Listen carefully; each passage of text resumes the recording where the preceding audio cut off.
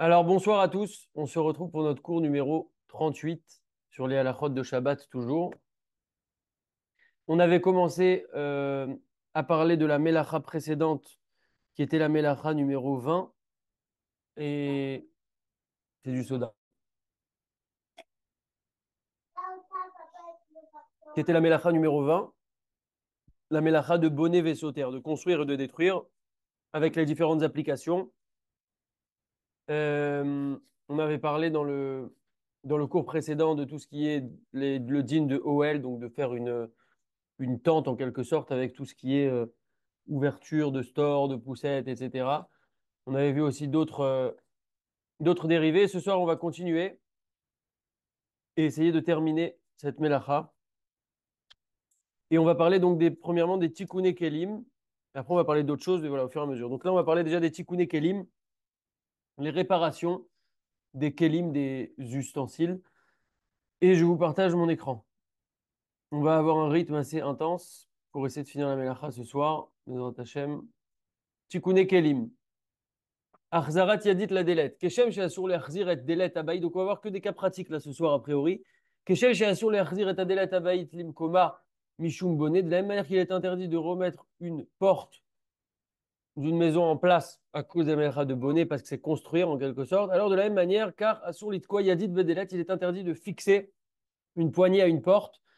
Chez Harry Naasid Kechelek Miadelet, puisque quand on la fixe, alors cette poignée devient comme une partie intégrante de la porte. Cependant, une poignée chez Ena Mechouberet Etev les délais Venish les fêtes midepam, une poignée qui n'est pas bien fixée à la porte mais qui va être un peu tombante comme ça ou qui tombe de temps en temps.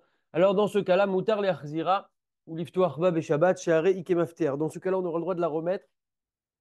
C'est marrant parce que toi, j'ai étudié cette halakha et j'ai eu le cas juste après.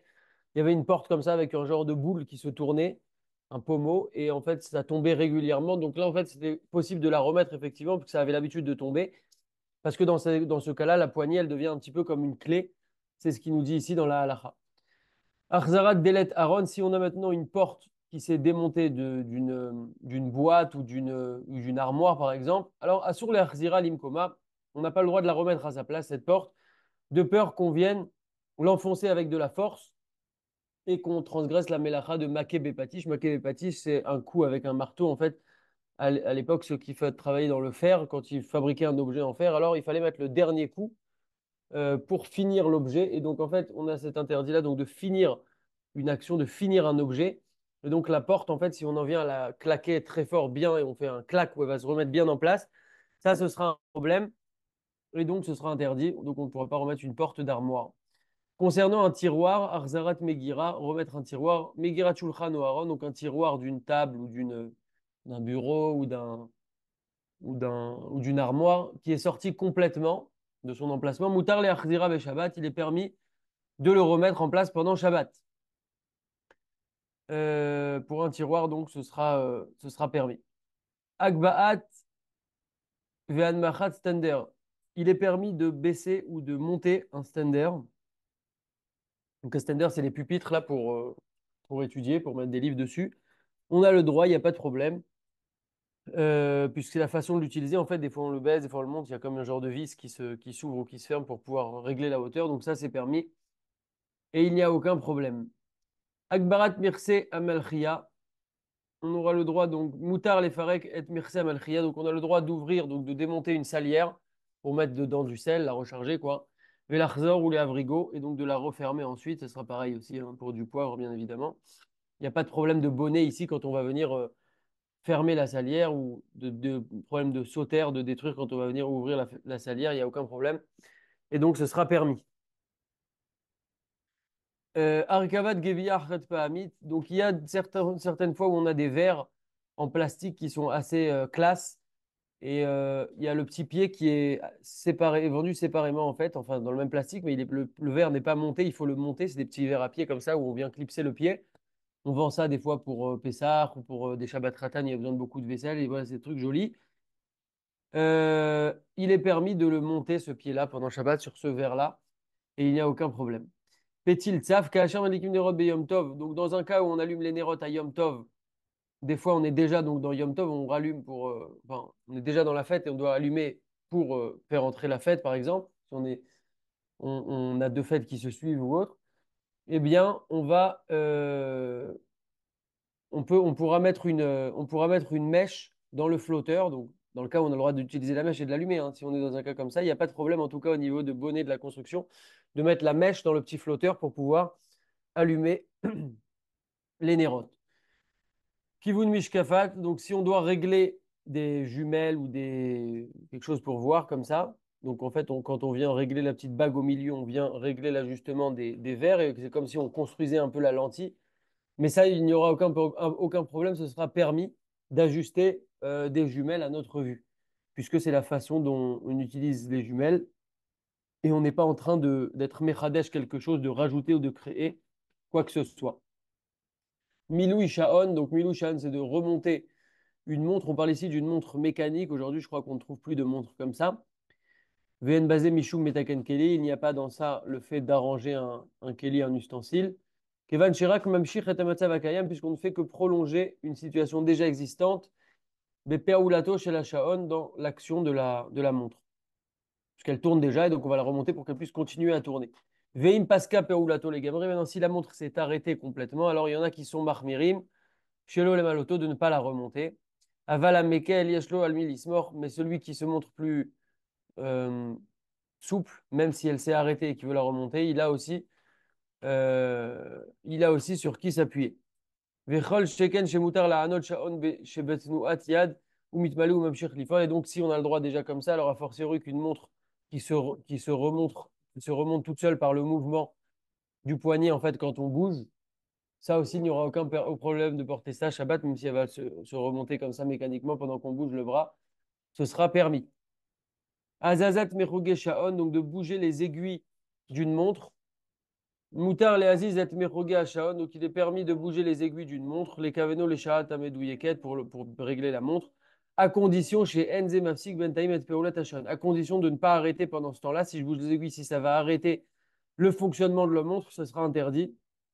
Donc ce sera un problème de toute manière. Je pense qu'aujourd'hui, il n'y a pas beaucoup de personnes qui pourraient être sûres et connaissent bien le fonctionnement de la montre, être sûres que ça ne va pas s'arrêter quand ils vont toucher les aiguilles.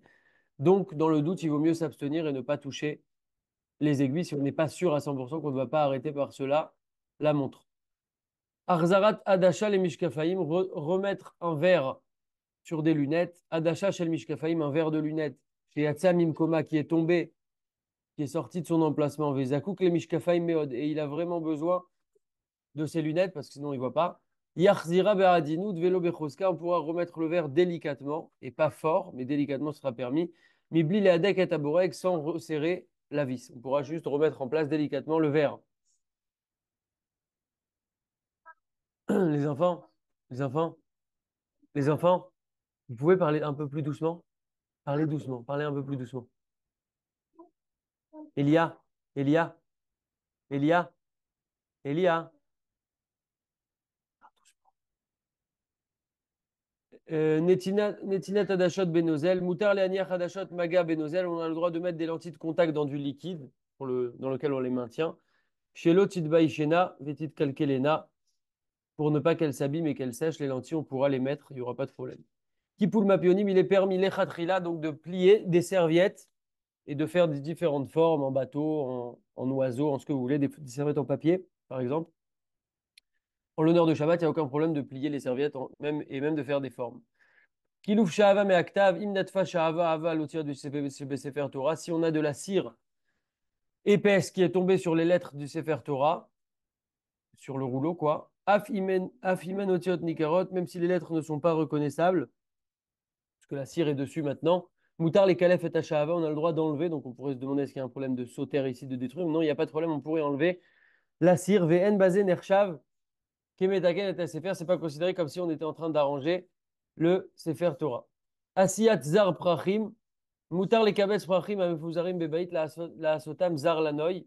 On a le droit de regrouper des fleurs. Si on a différentes fleurs et qu'on veut en faire un bouquet, est-ce qu'il y a un problème de bonnet? Non, il n'y a pas de problème de bonnet. On a le droit de regrouper.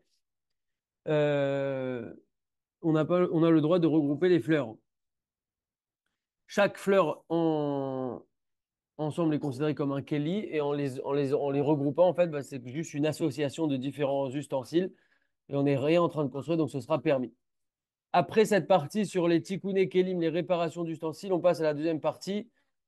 Les petichot kufsaot, bakbukim, vesakiot, mazon, kufsaot, shimorim. Donc d'ouvrir des boîtes de conserve, des bouteilles. Chut, les enfants, j'arrive pas. Petichot kufsa, donc d'ouvrir des boîtes, des bouteilles, des sacs de nourriture, etc. Moutar les khatrila, l'iftoir kufsaot, shimorim, shaltuna. Il est permis donc les khatrila d'ouvrir des boîtes de thon sans aucun problème, une boîte d'olive, de maïs, tout ce que vous voulez, des boîtes de conserve.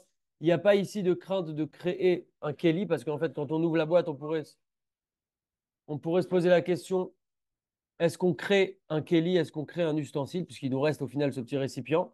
Eh bien non, il n'y a pas de problème, puisque en général, après l'utilisation, ben, on va jeter ce bocal ou cette boîte de conserve, il n'y a aucun problème. Et donc, ça ne porte pas le nom de keli d'ustensile, on n'est rien en train de construire ici. Et il y a donc de nombreuses histoires, de nombreux témoignages de grands tzadikim qui ouvraient des boîtes comme ça sans aucun problème. Et donc, c'est ce qui ramène ici. Une seconde. Ok. Bakboukim, pareil pour les bakbouks. Moutar, les khatrila, l'iftar, bakbouk, eshtia, beshabat. On pourrait se demander, parce que quand on ouvre une bouteille, on sépare de la petite bague qui est en dessous du bouchon. On pourrait se demander si c'est sauter, si c'est détruire ou casser. Non, il n'y a aucun problème. On peut ouvrir des bouteilles de boissons pendant le Shabbat. Pareil, ils ramènent des témoignages avec des rabbanines, des tzadikim qui agissaient comme ça, sans la moindre crainte. On avait expliqué que dans une bouteille de champagne, par exemple, on a un petit fil ou qui est tourné comme ça, un bouchon en métal sur le bouchon.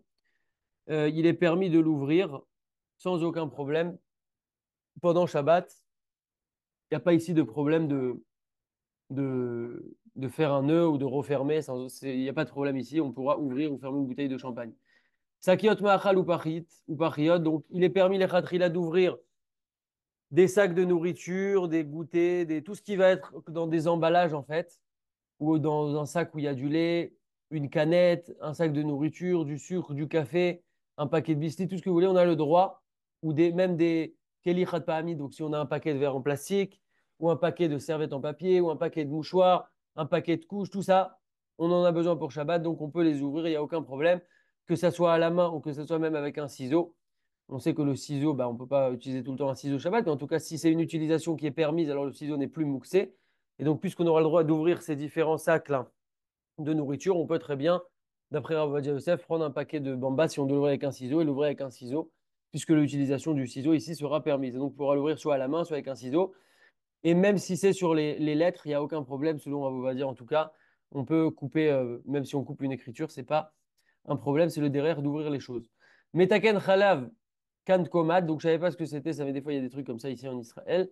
C'est un genre de petit bidon, en fait, un petit broc dans lequel on met un sac de lait et il y a une petite pince qui vient tenir le bec et couper, je crois, le bec du sachet de lait pour que ça coule. Et donc il n'y a aucun problème d'utiliser un tel outil, un tel ustensile Shabbat. Afradat Gabi Eshel et Sakiote, Moutar les Afrid Gabi Eshel et Sakiote, Amechoubarim Yachad.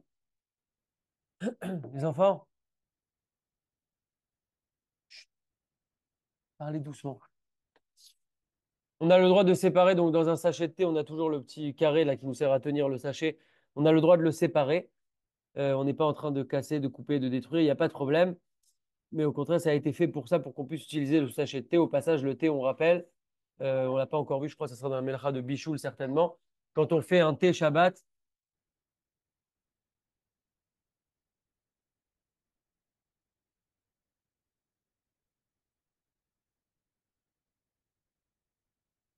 quand on fait un thé Shabbat, il faut que ça soit dans un kli shlishi. Donc le kli rishon, c'est là où il y a l'eau brûlante. Donc en général, c'est le kumkum par exemple. Le kli sheni, c'est le verre qu'on vient mettre sous le kumkum. Kli sheni, donc kli numéro 2. Et ensuite, je prends et je mets dans un troisième verre kli shlishi. Et à ce moment-là, on considère que la température a suffisamment baissé pour pouvoir venir maintenant, après, mettre mon sachet de thé dedans. Donc je répète, le kli rishon, c'est le kumkum. Le kli sheni, c'est le premier verre que je prends. Je mets de l'eau dans un deuxième verre, qui est donc mon kli shlishi, puisqu'on a le kumkum, le premier verre, le deuxième verre. Le deuxième verre, c'est mon kli shlishi et je peux à ce moment-là, l'eau a refroidi, je peux mettre mon sachet de thé dedans. Pour le café, on n'est pas macpide de ça parce que le sachet, en fait, le café est déjà cuit, ce qui n'est pas le cas du thé. Donc le café, on pourrait très bien prendre directement un clichéni, donc mon verre que je mets directement dans le coucou, je mets de l'eau chaude et je peux mettre mon café. C'était un petit rappel. Dernière partie pour ce soir et pour cette Melacha Bezrat Hashem, les tikkuné bgadim, donc les réparations concernant les vêtements. Netinet ragura ou gumi bemichnas. Moutar la tête ragura bemichnas radash. On a le droit de mettre une ceinture dans un pantalon neuf. On pourrait croire que c'est bonnet construire parce que la ceinture elle va faire partie intégrante euh, du pantalon. Et même si elle est indispensable, cette ceinture-là, il n'y a aucun problème de mettre cette ceinture-là, même si elle est indispensable. En fait, dans la halakha, souvent, ça peut paraître bizarre ces formulations-là, mais on nous dit même si elle est indispensable. Alors nous, on voudrait dire, mais au contraire, si elle est indispensable, c'est encore plus permis. Non, c'est l'inverse. Souvent, dans la halakha, il faut apprendre à raisonner comme ça, puisque si elle est indispensable, c'est que tu en as vraiment besoin, et c'est donc un peu que tu pourrais craindre encore plus de faire la melacha, puisque là, tu mets une ceinture dont tu as absolument besoin pour tenir ton pantalon, donc on pourrait encore plus se poser la question de est-ce que c'est bonnet ou non. Et donc, même dans ce cas-là, on aura le droit de mettre une ceinture pendant Shabbat, il n'y a aucun problème, on n'est pas en train d'être metaken keli, d'arranger un ustensile ou quelque chose. Oulam en le hachri goumi bifnim abeged. Par contre, on ne peut pas glisser un élastique ou un fil ou un cordon à l'intérieur d'un vêtement, comme par exemple dans un sweat à capuche ou dans un jogging ou autre. On ne peut pas glisser cette ceinture interne parce que là, elle fait vraiment partie intégrante et ce sera un problème. Et en plus, ça nécessite une fatigue et une application particulière. Donc, à l'intérieur du vêtement, ce ne sera pas permis. Sarour bena al khadasha, par contre, il est permis de mettre un lacet dans des nouvelles chaussures. Donc, quelqu'un a des nouvelles chaussures, il n'a pas encore mis les lacets. On a le droit de mettre des nouvelles chaussures, le lacet sur les nouvelles chaussures pendant Shabbat, puisque en général, il y a des trous avec des petites bagues comme ça en métal. Donc, c'est assez facile de rentrer le lacet. Et donc, il n'y a pas de fatigue particulière, contrairement au cas du fil dans le jogging ou du fil dans le sweatshirt où ça sera plus difficile, où ça sera interdit. Donc pour le lacet, c'est permis, il n'y a aucun problème. Même si on n'a pas l'intention après de les enlever, les lacets, qu'on compte les laisser longtemps, etc., il n'y a aucun problème. Achzarat avzam bachagura, retsuat ragura shenimineta mi avzam, donc une ceinture qui s'est détachée de sa boucle. Ça arrive souvent au fur et à mesure de l'avancée des repas de Shabbat. À un moment, il y a des ceintures qui sont par exemple des ceintures réversibles où on peut mettre côté noir ou côté marron, etc. Et la boucle, en fait, elle tient avec des petites dents qui se referment comme ça. Et donc, parfois, en tout cas, moi, ça m'est déjà arrivé plusieurs fois, la boucle, quand on a bien mangé, la boucle saute. Et donc, on aura le droit de remettre la boucle de la ceinture sur la ceinture pendant Shabbat. Atsarat Midat Kova, euh, quelqu'un qui a par exemple un chapeau ou une casquette qui est trop grande, bon, il n'y a pas de problème de fermer, d'ajuster la taille, ça, il n'y a pas de question, c'est pas un problème. Mais on pourrait aussi dedans mettre quelqu'un qui va mettre du papier. Alors, je sais pas qui fait ça honnêtement. Peut-être qu'à l'époque au Maroc, on faisait ça, mais en tout cas, admettons que quelqu'un veut mettre un peu de papier dans son chapeau ou dans sa casquette pour qu'il puisse bien lui aller, et ben, il n'est pas en train de construire une nouvelle casquette, il n'y a aucun problème de le faire. Je sens que l'exemple a plu à mon cousin Jérémy qui est connecté, on en parlera plus tard. Mikba'at Sheit Kamta, Mikba'at Okovia Sheit Kamta, Mutar li Ashram ou li Matzav Akodem, donc une casquette qui s'est tordue ou un chapeau. Des fois, un chapeau, s'il est écrasé, ben, il a pris une autre forme. On a le droit de le remettre dans sa forme originale. Il n'y a pas de problème dans ça. On sait que nos Chachamim nous disent, c'est une règle de vie générale, Anaek Ba'em Minak Derech Eretz. Il faut se comporter toujours avec du Derech Eretz. On sait que un Talmid Chacham qui a une tache sur son vêtement, c'est très grave. On fait attention aussi aux règles de Derech Eretz, de conduite en société, c'est très important pour nous, pour Hachem, pour les autres, pour avoir une bonne image, etc. C'est important, alors pas au point de transgresser des halachot, et ça ne doit pas être ça qu'on retient au prix d'autres halachot qu'on pourrait transgresser, mais en tout cas, on voit que le kavod et le respect de l'individu ont une grande place dans la halakha. En tout cas, ce sera permis d'arranger son chapeau ici, pour parler du cas précisément, pour qu'il retrouve sa forme initiale, où ça peut arriver aussi sur une casquette ou autre. Kipoul talit gadol, kipoul talit gadol, donc de plier son talit pendant Shabbat. Moutar les kapel et talit, on a le droit de plier son talit gadol pendant Shabbat. Chez l'Okesider Kipoul à Ragil, pas sur le pli habituel, donc ça veut dire, admettons que j'ai l'habitude de le plier comme ça, ben là je vais venir le plier dans l'autre sens. Veanoagim, les Kapela Kesider Kipoul à Ragil, et ceux qui ont l'habitude de le plier sur le pli habituel, c'est-à-dire qu'il le plie tout le temps comme ça en semaine, et là il veut aussi le plier sur le pli habituel pour laisser le pli, etc. En tout cas, il a cette habitude-là, il n'y a pas de problème. Afilou et Tsorechol, même si maintenant, la prochaine fois qu'il va utiliser son talit, c'est par exemple dimanche matin. Alors, Bevadaï chez Echlem al Milisor, ceux qui agissent comme ça, eux aussi ont sur qui s'appuyer, donc il n'y a pas de problème de plier son talit pendant Shabbat ou Mikol Makom, En le Aniach et Talit, les qui klal. de toute façon, il ne faudra pas laisser le talit sans le plier, en le jetant un peu comme ça, chez Enze Mikvod à mitzvah, puisque ce n'est pas un kavod pour la mitzvah de jeter et de balancer le talit comme ça jusqu'à Motzei Shabbat. Petichat kis vechassar chez Bega Khalifa, donc d'ouvrir une poche, kish chez Khalifa, la poche du costume, chez Derech Achayatim, les Tofrot Firakala, l'habitude est que les tailleurs ont l'habitude de faire une petite couture fine sur la poche à la fin du costume. Pourquoi on fait ça? Pour montrer que le costume est nouveau. C'est un peu comme une garantie que c'est neuf, quoi. Moutar les potrobé Shabbat, on aura le droit d'ouvrir une telle chose pendant Shabbat. Une petite poche, par exemple, on a le droit de l'ouvrir. Veuadin les shesa chez Tofri Moto Meat les Mata Bega Khalifa. Chez Moutar les Fotro, Achloya Seken Bifne Ameharet. Et on aura le droit aussi d'ouvrir l'ouverture de la fente à l'arrière d'un costume. Des fois, on oublie le petit point avec le fil comme ça. On aura le droit d'ouvrir ça aussi pendant Shabbat. Alors là, on est comme dans la nourriture, toute utilisation permise est permise pendant Shabbat. Voilà, mon fils. Et donc, euh, et donc, on aura le droit, dès lors que l'utilisation est permise, de utiliser un ciseau comme la nourriture. En fait, le ciseau, ça dépend. Si c'est pour faire un truc interdit, déchirer une feuille de papier, par exemple, on n'a pas le droit. Si c'est pour ouvrir de la nourriture, on a le droit. Si c'est aussi dans ces configurations-là, on a le droit. Par contre, il nous dit Achloya aseken bifne Haaretz. Par contre, on ne le fera pas devant des Hamé Haaretz, des gens du peuple, donc des gens qui connaissent pas très bien la halakha, parce que quelqu'un qui ne connaît pas la halakha et qui va nous voir faire ça, il va croire que peut-être qu'il y a plein d'autres choses qui sont permises, il va commencer à pas comprendre. Donc, il faut éviter des fois certains comportements, même si on sait qu'on a le droit de le faire. En tout cas, on nous demande de ne pas le faire devant des gens qui ne connaissent pas pour ne pas les induire en erreur ou autre. Afragat zouk garbaim vekfafot mechubarot, donc séparer des chaussettes ou des gants qui sont fermés. Donc, des fois, on achète des gants neufs ou des chaussettes neuves et il y a un petit fil en plastique qui les rejoint les deux ensemble. Alors, on a le droit aussi de casser ce fil-là pour ouvrir les chaussettes ou pour ouvrir les gants. Chez Natfira les Kiyum et Lazmanit, El Beshan, puisque c'est un peu le même truc qu'avant, cette couture-là n'est que provisoire et elle n'a été faite que jusqu'à que ça soit porté, puisqu'on a le droit, on a besoin d'enlever cette couture pour pouvoir porter le vêtement. Au-delà de Tavit Misharva la Khalifa, des fois aussi pour revenir au costume, arrête de kiffer, ouais. Des fois pour ouvrir le costume, il y a sur la petite manche, il y a la marque comme ça du costume. Alors, c'est un peu le même esprit que la poche qui est fermée ou la petite fente derrière qui est fermée. Moutar Leotzi Tavit Mishav Khalifa, on a le droit de retirer cette étiquette-là de la manche du costume. Mais Achar Ve'en Tfiratan Arasit Lekiyum Vekaniskar Leel, puisque cette couture n'est pas faite pour durer. Achloya Aseken Bifne Ameharet. Par contre, on ne fera pas ainsi devant des Ameharet, pareil qu'avant. Pour terminer avec une petite minute de moussard sympathique, un truc que j'ai étudié, pardon. Déjà, la semaine prochaine, Bezrat Hashem, on va commencer une nouvelle Melacha qui sera la Melacha. Qui sera la Melacha. Attends, pardon, merde.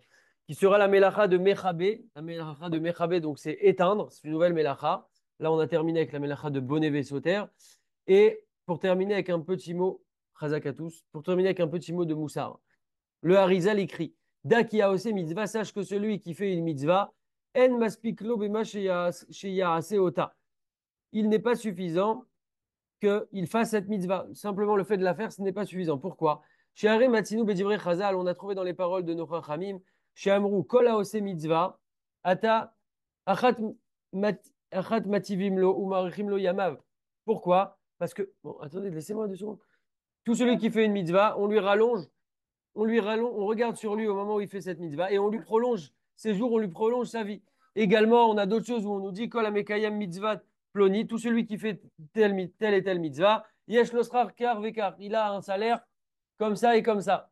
Donc on promet à chaque fois des choses sur les mitzvot. C'est une notion hyper intéressante parce que chacun sait des mitzvot où on a dit voilà, on m'a dit que telle mitzvah, bah, c'était bien pour la parnassa, on m'a dit que telle mitzvah, c'était bien pour la santé, on m'a dit que telle mitzvah. Et donc ça nous motive et donc on fait ça pour ça aussi. Et en tout cas, on voit que Veine anachnu roinu kama avec un mitzvot chez aussi mdei adam. Pourtant, on voit qu'il y a plein de gens qui font plein de mitzvot. Veine mitkamim divrei rabotenu. Et les paroles de nos chachamim, elles ne s'accomplissent pas spécialement. On connaît des gens, ils font telle mitzvah depuis 25 ans. On a dit que c'est une mitzvah qui est enrichie. Pourtant, le gars, il n'a pas encore spécialement bougé, il n'est pas enrichi. Et donc, on voit à chaque fois que les paroles des chachamim, chas v'shalom, comme si elles ne s'appliquaient pas. Maintenant, si les chachamim font une promesse et un engagement et une parole, ce n'est pas pour rien et forcément qu'ils savent ce qu'ils disent. Mais vous arrêtez? Mais c'est pas possible. Et 2 secondes. Alors il nous dit comme ça, écoutez bien. Arda, seulement, sache, qui a Shoresh et Akol Nishan Alav, ou la racine, le fondement sur lequel tout repose.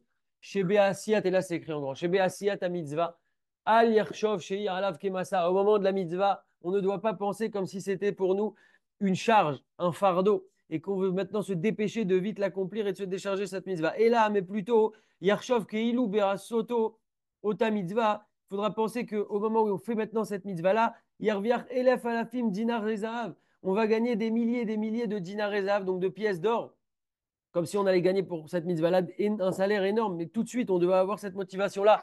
Veiller sa mère, Be'asoto, ta mitzvah, et on doit être heureux, on doit se réjouir au moment où on fait cette mitzvah-là. Besimcha chez En la caisse, d'une joie qui n'a pas de limite, qui n'a pas de mesure. Milev ou minefesh ou becheshek gadol, avec notre cœur, avec notre nefesh, avec une grande envie. Keilou mamash bepoal notre nimlo elef al fait d'une réserve, comme si maintenant tu allais finir cette mitzvah-là et on allait vraiment te donner une somme énorme si on faisait maintenant cette mitzvah. Et en fonction de cette simcha-là, ou kefi gadol simchato behemet ou betuv levav apnimi, en fonction de notre joie intérieure qu'on a au moment où on fait cette mitzvah-là, Ken iske les kabel Aurélien, c'est en fonction de ça qu'on va pouvoir recevoir une lumière suprême. Veimi atmid basé, et si on s'habitue à fonctionner comme ça, En safek chez Ishrael la Ruach HaKodesh, il n'y a pas de doute que résidera sur cette personne le Ruach HaKodesh. Donc le Ruach HaKodesh, il y a plusieurs niveaux de Ruach HaKodesh. On sait que le premier niveau Ruach HaKodesh, j'avais entendu ça une fois, d'un rave qui s'appelle Rav Michael, j'ai oublié son nom, le Shan, Rav Michael Le Shan, il a dit, non, pas un petit truc. Et il a dit que le premier niveau de Ruach HaKodesh, c'est ce qu'on appelle la Etzat Tova. Etzat Tova, c'est la bonne intuition, on va traduire ça.